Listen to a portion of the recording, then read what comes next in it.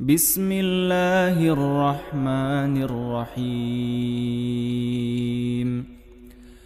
الحمد لله الذي أنزل على عبده الكتاب ولم يجعل له عوجا قيما لينذر بأسا شديدا من لدنه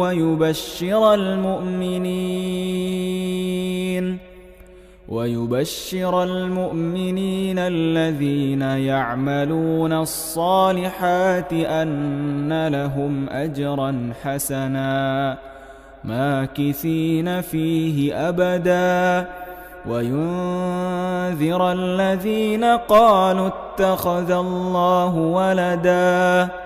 ما لهم به من علم ولا لآبائهم كبرت كلمة تخرج من أفواههم إن يقولون إلا كذبا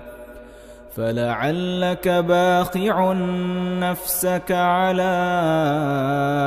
آثارهم إن لم يؤمنوا بهذا الحديث أسفا إنا جعلنا ما على الأرض زينة لها لنبلوهم أيهم أحسن عملا وإنا لجاعلون ما عليها صعيدا جرزا أم حسبت أن أصحاب الكهف والرقيم كانوا من آياتنا عجبا إذ أوى الفتية إلى الكهف فقالوا ربنا آتنا